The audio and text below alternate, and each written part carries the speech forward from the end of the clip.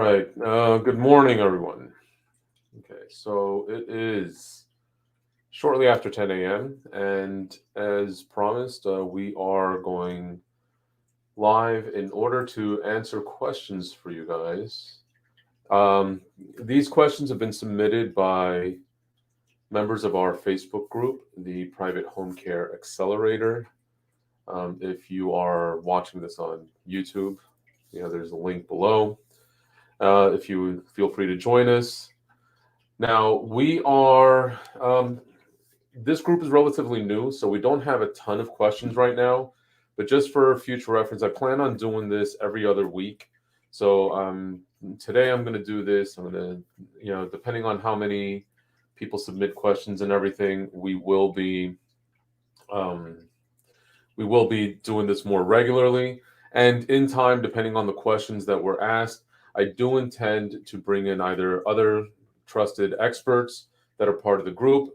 And just if anyone's interested, just please leave a comment in the Facebook group. Let us know because I do want to start bringing in actual group members and give you guys a free coaching session from time to time.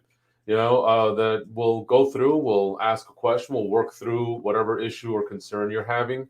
It's just going to be a random, sporadic thing that we're going to be doing as people show interest. All right. So let's go ahead and get started here. Let me see. How can I do this? All right. So first question is submitted by. Let's see. Here we go. First question submitted by Noah. All right. Let's see here. His question is. I'm going to assume it's a he. You know how things go. All right. So, how to market more private pay clients and grow more revenue per year? Well, that depends on a lot of things. All right. So, the the best thing I can tell you is if you're starting out, if you're a brand new agency, or even if you've been around for a while and you're just not making traction, is really pick a service area. If you're part of a franchise, you've been given a territory. And if you're not, if you're an independent owner, you've got to really designate some sort of geographic boundary where what you're doing is going through and understanding the layout of your territory. All right. So start by figuring out, where do your clients live? Like, who are you looking for? What is your identify your client, figure out where they live, and then here we go. That might work a little better. And then figure out where your caregivers live. And you want to physically kind of map everything out accordingly. This is all part of. We actually have um, a masterclass coming up that's going to specifically cover how we do the territory analysis. If anyone is interested in that, you can go on our website, and it's called Territory Optimization Masterclass. You guys can knock yourself out. Go ahead and do that. I'm going to put it up on the screen so you guys can see what I'm talking about. All right. And then once you have your territory mapped out, you got to figure out what facilities are in there. Everything correlates with each other. All right. So what I mean by that is that you will have your your hospitals will service certain zip codes. The people that you're looking for will live within so many miles of those hospitals. The you know the After that, you will have you'll have your facilities that are being fed by the hospital within certain number of miles from there, and it all trickles down, and it all kind of becomes a big web where you can set up your chosen area, your territory. All right, and then plot it out. Then you're just going to go get your marketing materials together. you know um go and visit these places. Okay, and this is what you're going to be doing. All right, and you're going to visit, you're going to follow a sales cycle, follow a pattern, get in there, really get to know the people, and eventually start asking for referrals. Like that's the biggest thing.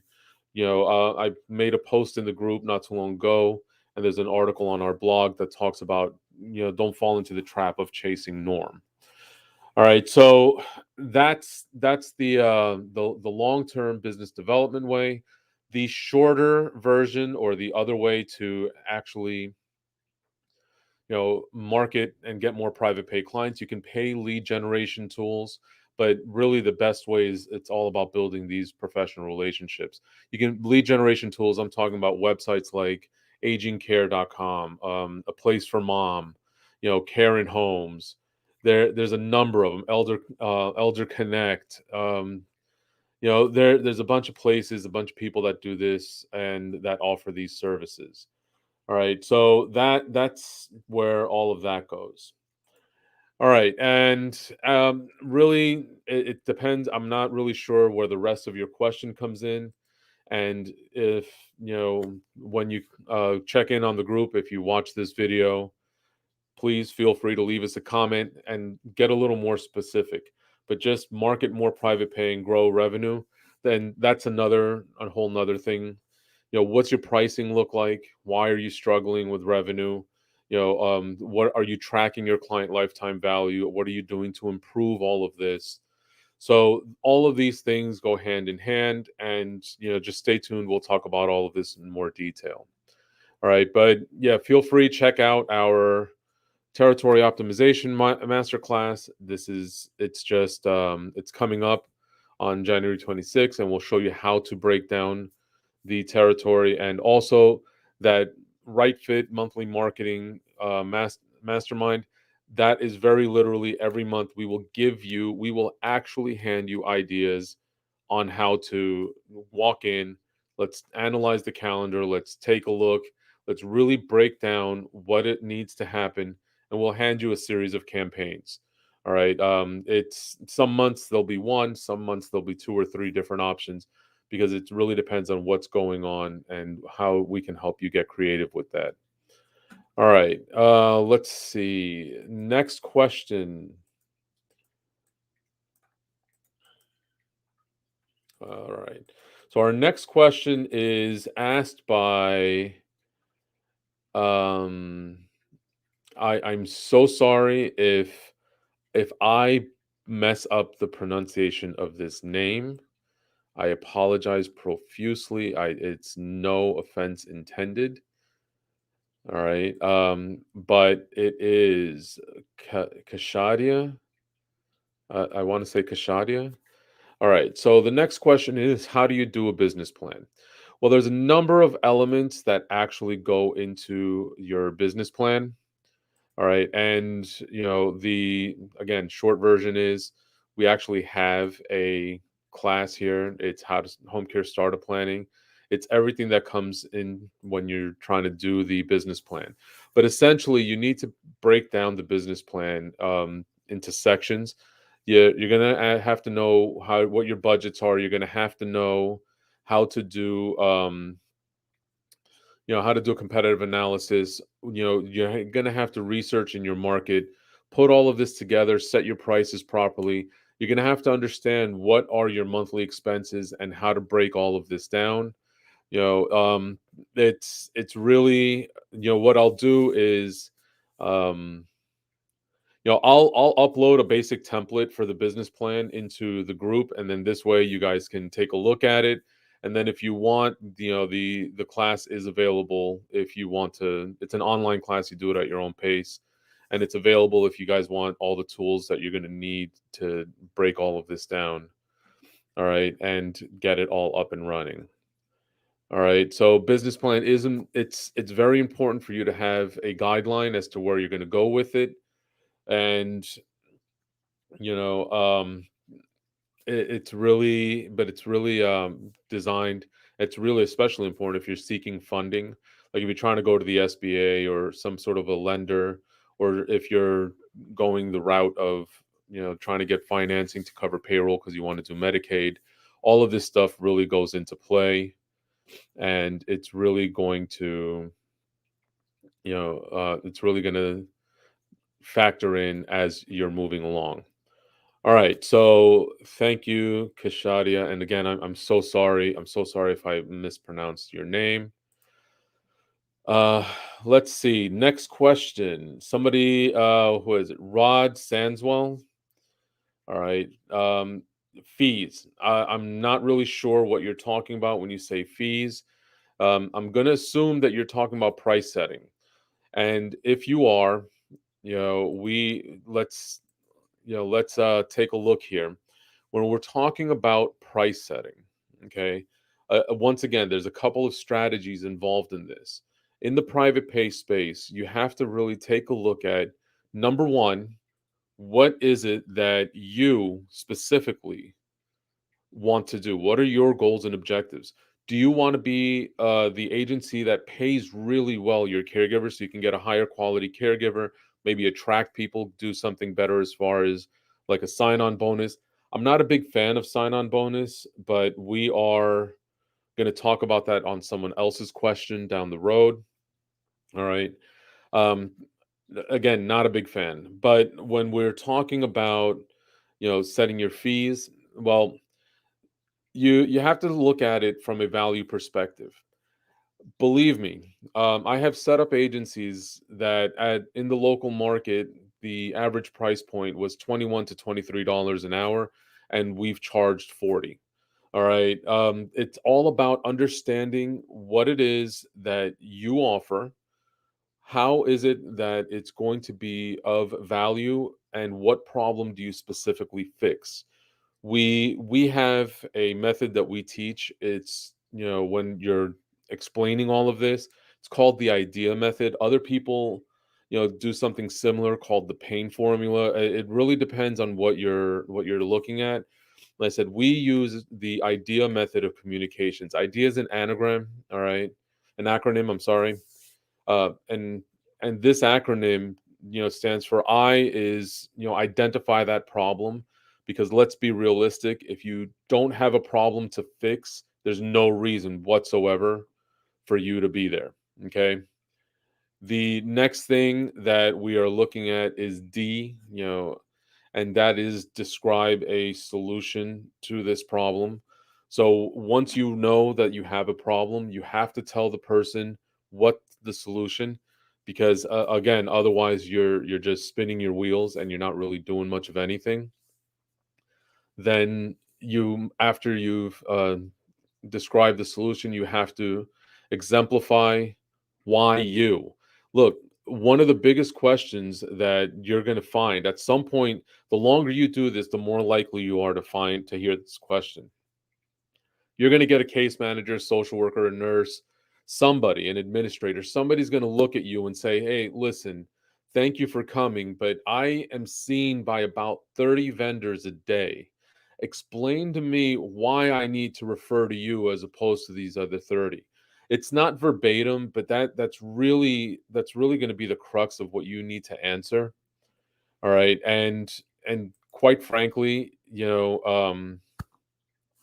it becomes a challenge if you don't know what value do you bring.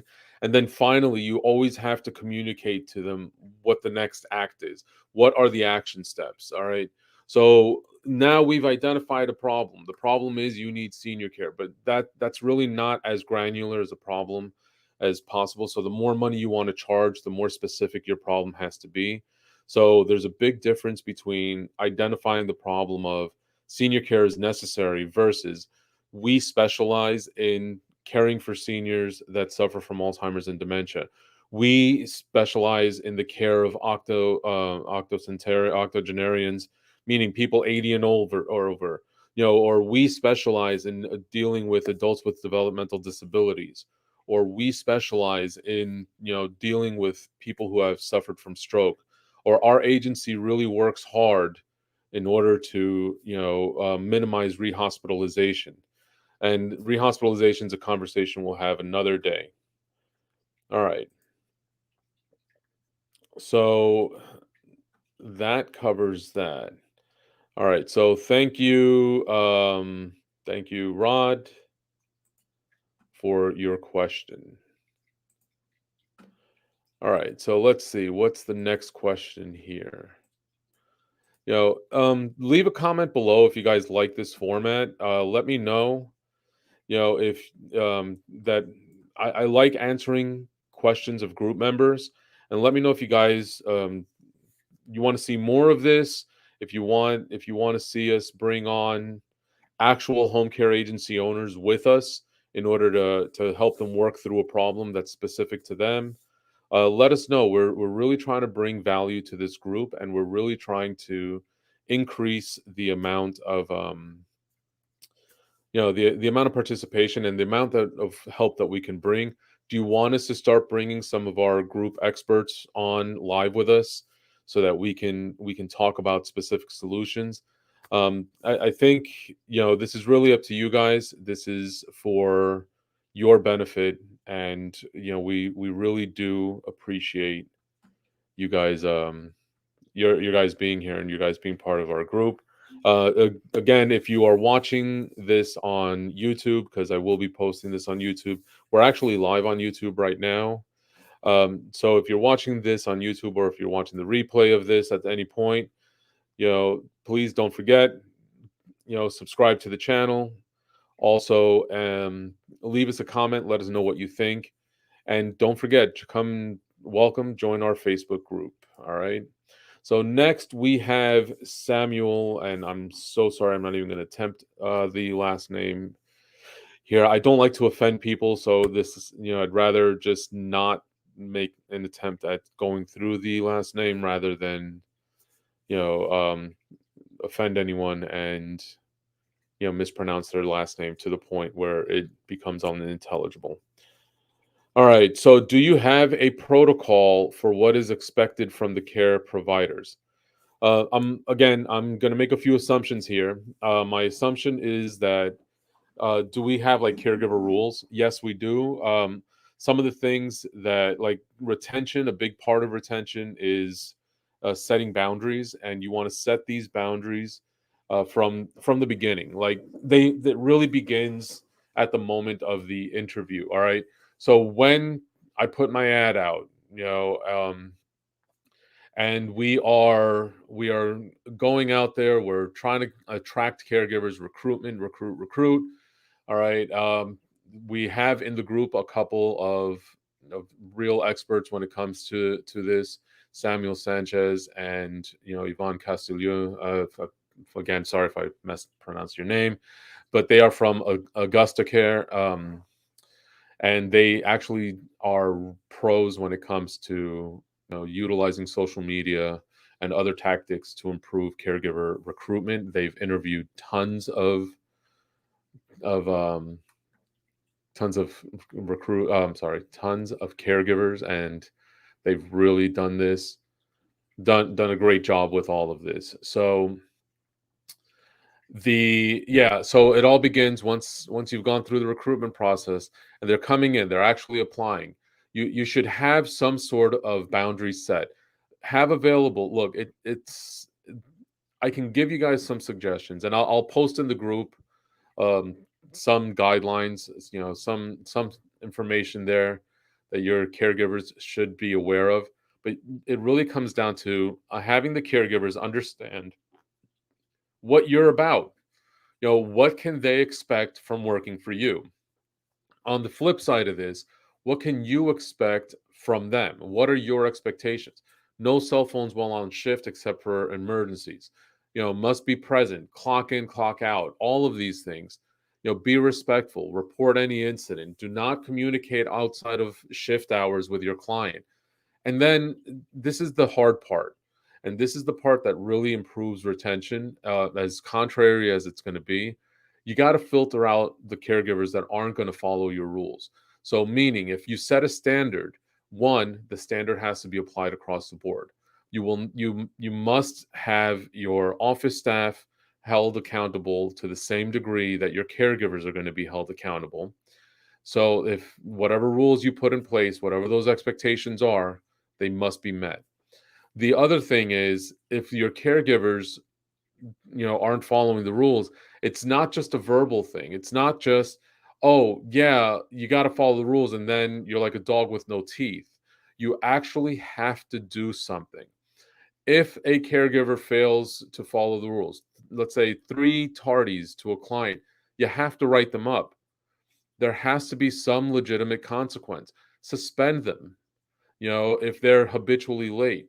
And again, this is very hard, especially in the climate we're in now with the caregiver shortage and everything else going on. You really, but it's really necessary.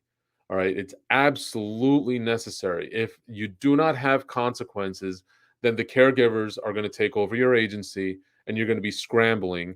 On call is going to become a nightmare. Client, everything with your clients, it's going to become a nightmare, and over and over and over, and it's just going to get so difficult to manage that portion of your agency. So yeah, should there be protocols? Yes. I'll post something again in the group later on, either today or next week. Some sample caregiver rules. This way, you guys can take a look at what the expectations should be. But the rules overall are useless if you, as a manager, are not going to take the bull by the horn, so to speak, and actually move forward with some sort of actionable consequence. All right. Let's move on here. So, thank you, Samuel. We appreciate your question. Let's go ahead and move on. So here we go. You know,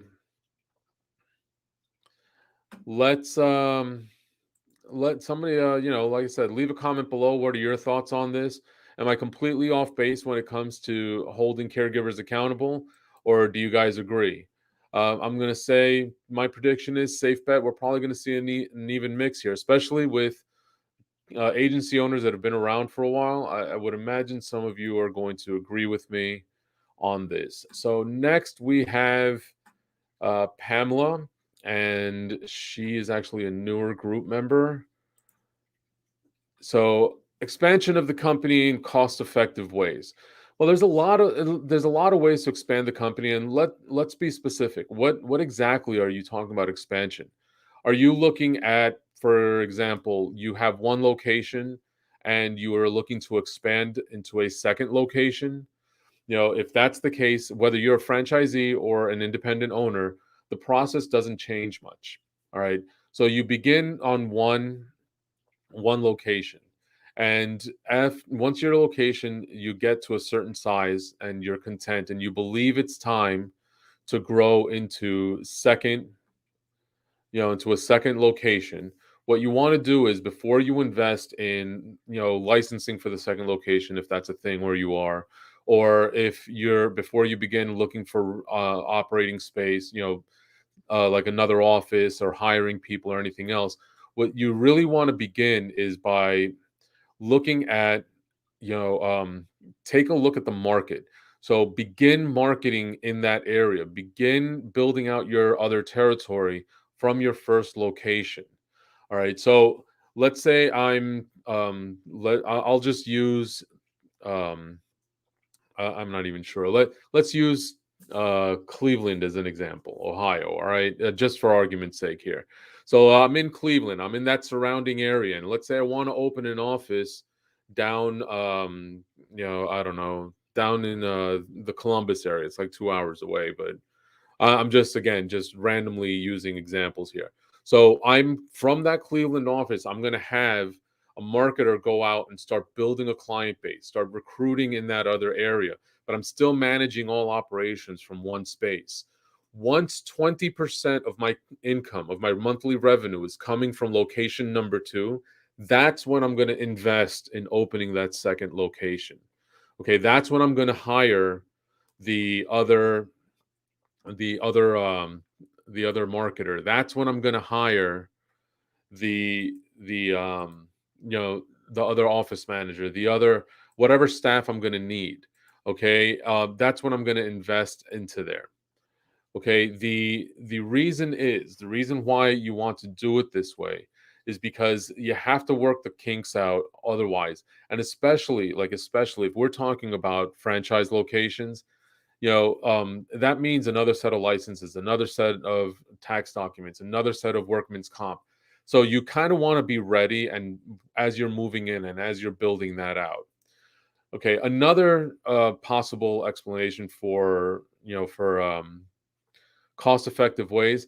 Well, shop around, find vendors. Here's a couple of things I'm gonna suggest highly to people. Find, especially when we're talking about branded materials. Okay, that's a big way to save money, and this is particularly for the independent owners. All right, saving money is important. Big believer of that. But here's the thing: find someone who does a good job, and you know, stick with them. Okay, so that's really what it comes down to. Also, a good way to save money in the long run is, like, for example, when you are buying promotional materials or promotional items, don't buy two or three. Buy 100, calculate it out over the quarter, or depending on what the item is, like tote bags. I believe you should always have tote bags on hand. So buy 1,000 of them, because you're going to run out of them over the course of a year, and just spread your budget out. Allocate the expense, spread it out over the course of the year. All right. Factor it into your budget that way. Don't look at it as, oh my God, I just spent $5,000. Look at it in the sense of, okay, it's $5,000 over the course of a year. So it's, whatever, 400 or so, 400 dollars roughly a month. So that's really about the matter of perspective.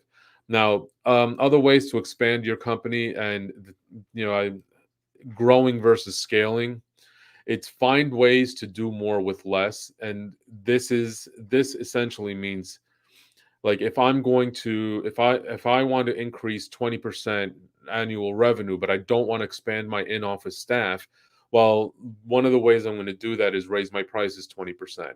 Or maybe implement a something like a cluster care service, where I can have one caregiver manage multiple clients in a facility.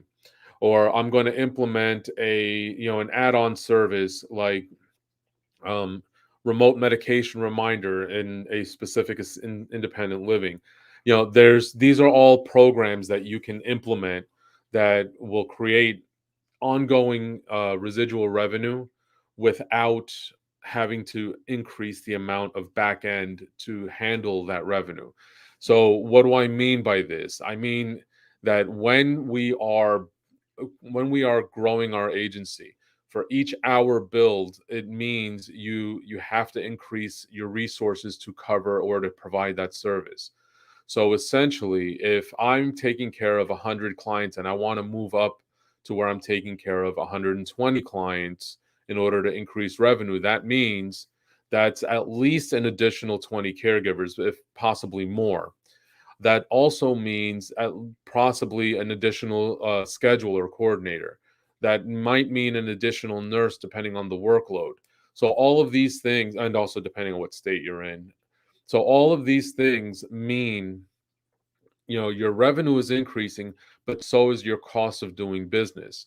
That is growth, and it's good. I'm not saying don't shoot for growth. You definitely want to shoot for growth, but another cost effective way to expand your company would be to look for scale. And that's what I talked about before: implement services, increase value, things of that nature, and that should help you. All right, so fantastic. Thank you, Pamela. And now let's move on to Mark. Mark is another new member. He actually, I approved him earlier today. How are you handling caregiver shortages, and how are you incentivizing office staff? Okay, this is a big question, and this one is twofold. So we're going to handle it separately. All right. So, first part of it, how am I handling caregiver shortages? Well, one way to handle caregiver shortages, it's ramp up your retention practices. Recruitment is important; it's crucial. You should never stop recruiting. But here's a common mistake that I have found over the years that a lot of agency owners make. And again, number one, that sign-on bonus. I'm not a big fan. I believe that if you have solid retention plans in place, you will not need to do a sign on bonus. Okay, so one thing, and use an app, one of those pay now apps. So if you're paying every other week and your caregiver is saying that they want to get paid weekly, use one of these apps.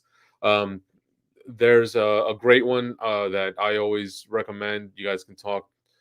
I'll post links to it later on. It's called Rapid Pay USA, and it doesn't cost an agency anything, because the caregiver, if they want their money early, they would pay the fees associated with it. So that's one way to handle that. Another big thing that home care agency owners, and this is probably the biggest, not the most costly mistake. Costly, I think, is the signing bonus. But as far as a big mistake that people make, especially agency owners that have been around for a while, they allow clicks in their office. Meaning, I'm a care coordinator. I work for you. I have Maria and Janet and Mary and Sally over there. I like them. They're my favorite caregivers. So I'm going to use them, and I'm going to start ignoring your caregivers that have been with you for years. That is clicks. Think about it back in high school, where you had the jocks and the nerds and the this and the other and all these. From a sociological point of view, it's looked at in group and out group behavior. So you want to stop that. You want to really go out of your way to mitigate that type of behavior in your office. So some of these things that you want to do is actually go through your entire roster of caregivers, going back at least a year, maybe 18 months if you've been open that long. Go through and figure out where which caregivers have been inactive, and then follow up with them. Why? Were they terminated because of poor performance? What was the incident that caused their termination? Did they just fall off and stop looking for more cases? What really happened? Because you will see that as you go through, about 80% of them, they just fell off because your coordinators stopped calling them for whatever reason. And it's not the lack of performance, it's a personality conflict. All right. So what you want to do is go through and reach back out. Okay. Look, there's one rule that I have, and I've always had this, and I've been doing this since I was 15 years old.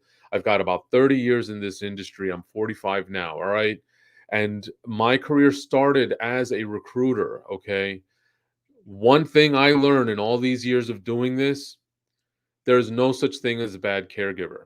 Even the most awful caregiver in your employ, the one that you wouldn't even want to put to take care of that dead dog down the street, we all have them. They're awful. We know that we dread picking up the phone to talk to them. They might be good to handle a coma patient. See, one thing experience has taught me over the years, and those of you, and leave a comment below if what I'm about to say strike you as correct or not. But one thing I've learned is that you can have the most amazing caregiver that's great with this client, but terrible with another client.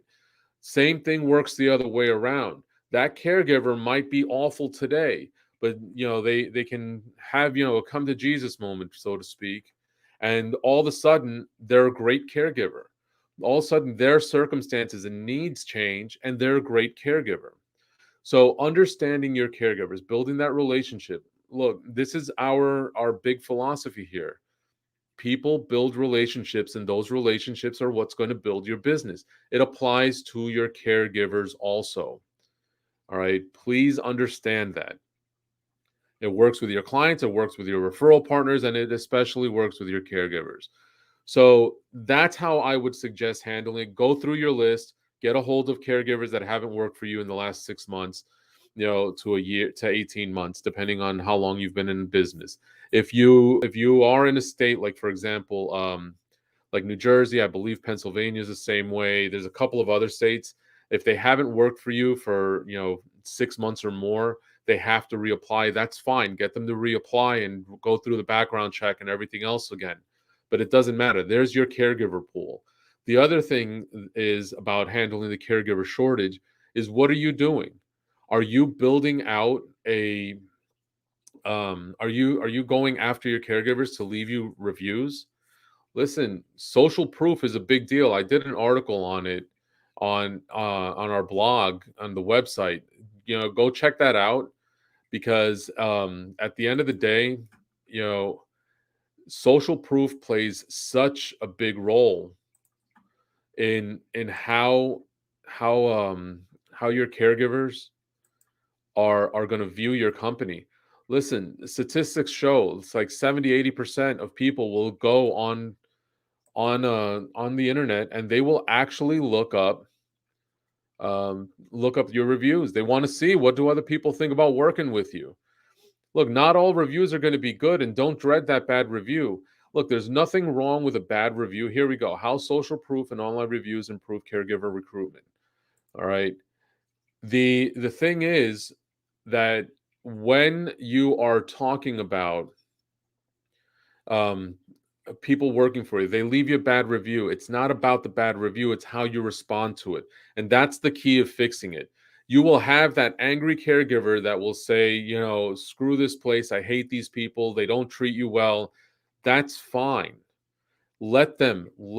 Absolutely let them say that. Respond right away, and don't argue with them online. Just something simple like, hey, we understand that your experience was not what you expected it to be, but if they quit, but you quit, but you abandoned the client, but just state it factually, okay? You're As long as you documented everything, you're not going to see an issue. Okay. And it doesn't matter. Most people aren't going to go on a back and forth with you on Google reviews. And even if they do, it doesn't really matter. Okay. You stated there, this is what happened. Don't turn it into a big fight. Just, this is what happened factually, period. So now when I come in and I'm looking at working, oh, look, XYZ Home Care is hiring. I'm going to go look them up on Google. Oh, this person says they're awful. Oh, but they responded right away. That's what really happened. All right. That makes sense. Okay, versus if you don't respond and I left a bad review, now all of a sudden, you look like an a-hole. All right. I mean, that's just how it is. And it's not just about Google. Everybody loves posting job ads on Indeed. Nobody likes getting the caregivers that are currently in their employ to improve, to leave reviews for them there. So that's that first part, how to handle caregiver shortages. That's really what it is. It's a tough time right now. I unfortunately, I thought things were going to start improving, and they did for a little while, but there's a lot of stuff. People are just, they're afraid of COVID. They're tired of these mandates. There's just, they don't know what to do right now. There's a whole lot of stuff without getting into the politics behind it. It's what it is. Yeah, we have to deal with it. We have to move on. So one of the big things is, you have a pool of caregivers, respond. Have your caregivers leave social proof, reviews, things like that. And, really try to make the offers that you have, work on that retention policy. I'm actually going to be posting into our Facebook group a free download for everybody in a little while. That's going to, it's, fixing recruitment through retention practices. All right. The actual ebook, uh, here you go. It's called Caregiver Retention, Putting the Pieces in Place. It's an ebook. I normally sell it. I'm just going to go ahead and post it up for free download for everybody. All right. All right. So that is that. The second part of this question is, how are you incentivizing office staff? All right. Office staff, um, when you're in private pay, the traditional way to do things is you're going to pay your marketer a commission, and everybody else gets left out. I'm not a big fan of that method. I do believe in a team commission or bonus, whatever you want to call it. So let's say you're giving 5% over the first 60 days of client lifetime value. So let's say you got your average client lifetime value, which you should be tracking. If let's say your average client stays with you 6-7 months, great. So that first 60 days is where you're going to give a percentage. Now, traditional commission structures range widely from agency to agency, but it can be, I've seen people pay 2% commission. I've seen people pay 3 or 4%. I've seen 5%. I believe that it should be somewhere around a 5% commission above and beyond the monthly break even. So let's say you figure out that you need to bill out, 600 hours to break even month over month. Well, if you don't get past 600 hours, commissions don't start. I also am a big believer that you should have house accounts, meaning so that there should be accounts that you never pay commission on. And those are the accounts that maintain and grow your business. So, there's a whole, if you watch through our YouTube channel, we have videos on all of this stuff, and there's a bigger explanation on that.